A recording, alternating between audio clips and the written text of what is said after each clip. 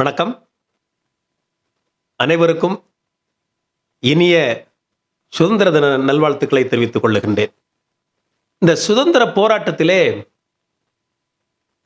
மக்கள் மத்தியிலே ஒரு விழிப்புணர்வை, ஒரு வேகத்தை கொண்டு சேர்ப்பதற்காக பல பேர் பல வழிகளிலே முயற்சி செய்திருக்கிறார்கள். மேடை பேச்சு மூலமாக, ஊர்வலத்தின் மூலமாக, ஆர்ப்பாட்டங்கள் மூலமாக, மறியல் இந்த மாதிரி போன்ற போராட்டங்கள் மூலமாக மக்கள் மத்தியிலே சுதந்திர வேட்கையை கொண்டு சேர்த்திருக்கிறார்கள். நாம் இன்றைய தினம் சிந்திக்க இருப்பது இயல், இசை, நாடகம். இந்த மூன்றிலுமே மிகச்சிறந்த பெயர் பெற்ற, ஆற்றல் பெற்ற, தன்னுடைய 16 வயதிலே பாடல்கள் எழுதுவதற்கு ஆற்றல் பெற்ற ஒரு சுதந்திர போராட்ட வீரர். அவர் பிறந்தது எங்க அப்படின்னு சொன்னா, நெல்லை மாவட்டம் நாகலாபுரம். அவங்க அப்பா பேரு முத்தாண்டி தேவர், அம்மா பேரு இருளாயி. 1892 ஜூன் மாதம் 6ஆம் தேதி பிறக்கிறார். அவர் யார் அப்படின்னா,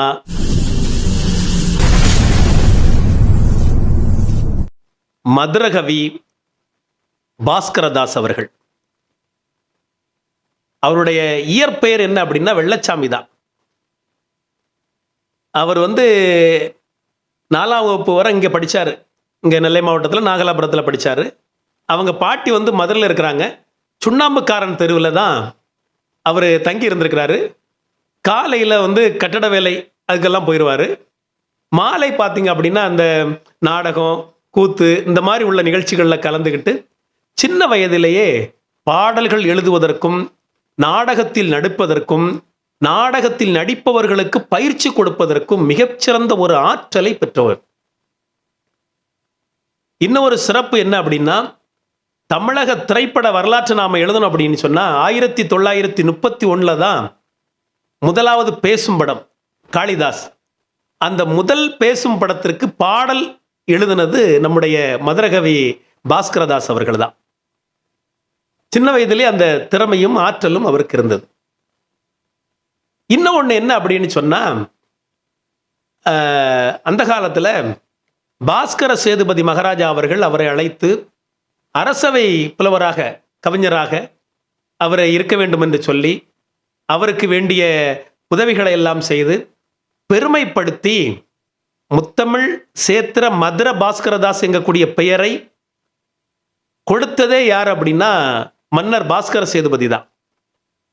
அதே மாதிரி அந்த காலத்தில் எட்டயபுரம் மகாராஜா அவர்கள் அவரை வரவைத்து அவருக்கு வேண்டிய உதவிகளை எல்லாம் செய்து நிறைய தேவையான நிலங்களை எல்லாம் கொடுத்து அவருக்கு மரியாதை செய்ததாக நாம் படிக்கிறோம்.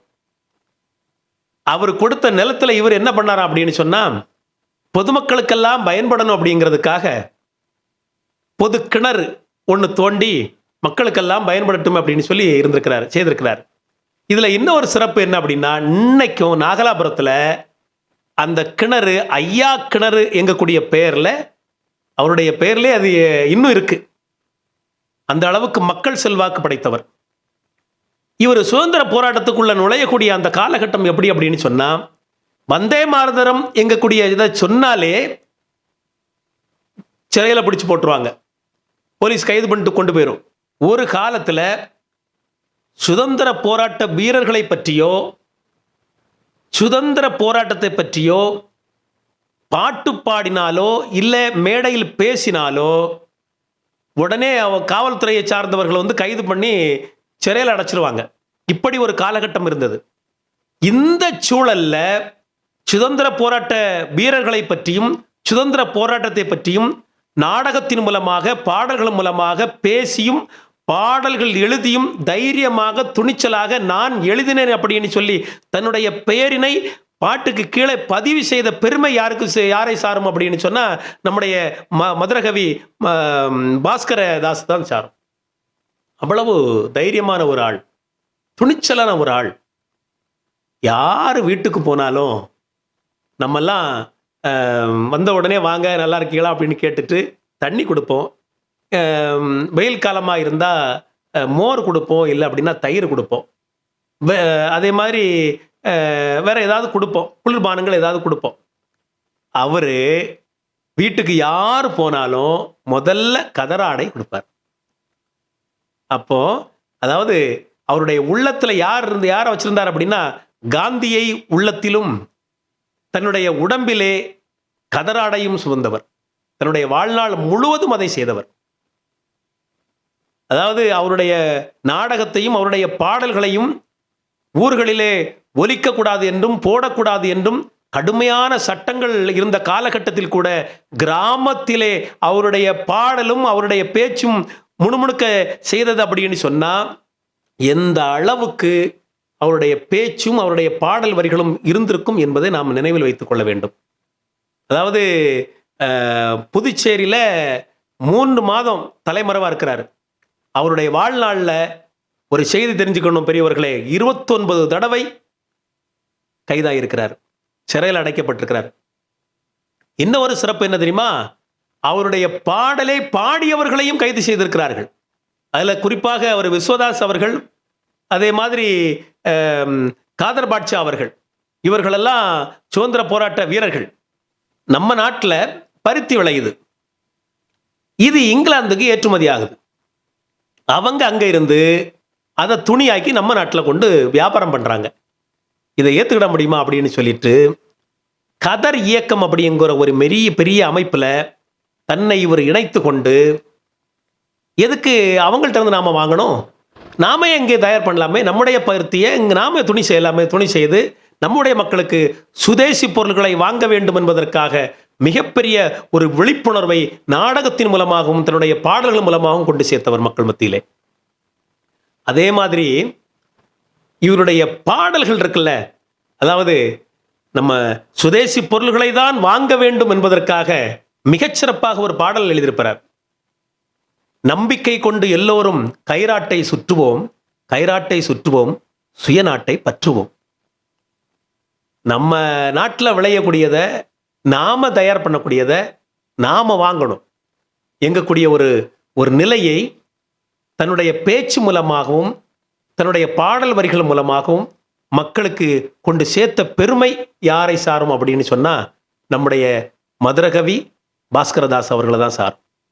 அந்த அளவுக்கு மக்கள் மத்தியிலே இடம்பெற்றவர், மக்கள் இதயத்திலே இடம்பெற்றவர். தன்னுடைய வாழ்நாள் முழுவதும் நாடகப் பணிக்காக தன்னை அர்ப்பணித்து கொண்டாலும் நாடகத்தின் மூலமாக எப்படியெல்லாம் மக்களுக்கு சுதந்திர வேட்கையை, சுதந்திர வெறியை கொண்டு சேர்க்க முடியும் என்பதை அவர் நுணுக்கமாக அந்த காலத்திலே கற்றறிந்தவர். அவருடைய பாடலை காதர் பாட்ஷா அவர்கள் ஒரு பாட்னர் பிடிச்சி உள்ள போட்டாங்க. அது எப்போன்னா 1919 ஜாலியன் வாலாபாக் படுகொலை. அதில் பல பேர் சாகடிச்சாங்க, அதே மாதிரி பல பேர் காயப்பட்டாங்க. ரொம்ப, அதாவது ஜெனரல் டயருங்கக்கூடிய ஒரு கொடூரமான ஆங்கிலேயன் நம்முடைய இந்தியர்களை எல்லாம் கொன்று குவித்த மிக கொடூரமான ஒரு சம்பவம். அந்த சம்பவத்துக்கு அற்புதமா ஒரு பாடல் வரி கொடுத்தாரு. பஞ்சாப் படுகொலை செய்த கொக்கு பழிபாவம் பார்க்காத கொக்கு. கொக்குன்னா வேற யாரும் இல்லை, ஆங்கிலேயன்னு சொல்லக்கூடிய ஒரு வார்த்தை தான். இப்படி பாடல்கள் உணர்ச்சிகரமான பாடல். அவர் ரொம்ப உணர்ச்சி வயப்பட்டு பேசக்கூடியவர், உரத்த குரலில் பேசக்கூடியவர், ரொம்ப முக்கியம், உரத்த குரலில் பேசக்கூடியவர். அவருடைய குரல் கணீர் அப்படின்னு இருக்கும். இப்படியெல்லாம் பெருமைப்பட, பெருமையாக நினைக்க வேண்டிய, எல்லோருடைய இதயத்திலும் நாம் நினைவிலே வைத்துக் கொள்ள வேண்டிய மிகச்சிறந்த ஒரு சுதந்திர போராட்ட வீரர். அதாவது தான் சார்ந்த துறைக்கு பெருமை சேர்ப்பது மட்டுமல்லாமல், அந்த சார்ந்திருக்கக்கூடிய துறை மூலமாக எதை மக்கள் மத்தியிலே விதைக்கிறோமோ அது மெருகேறும். குறிப்பாக சுதந்திர போராட்ட அந்த வீர உணர்ச்சி பாடல்களும் வீர உணர்ச்சி பேச்சுக்களும் நடிப்பும் நம்முடைய மக்கள் மத்தியிலே மிகப்பெரிய ஒரு தாக்கத்தை ஏற்படுத்தியதனால்தான் நாம் இன்றும் சுதந்திர காற்றை சுவாசித்துக் கொண்டிருக்கிறோம் அன்பர்களே. அப்படிப்பட்ட இந்த சுதந்திரம் சாதாரணமாக கிடைக்கப்பட்டதல்ல. இந்த சுதந்திரத்தை, பெற்ற சுதந்திரத்தை பேணி காக்க வேண்டியது நம் ஒவ்வொருடைய கடமை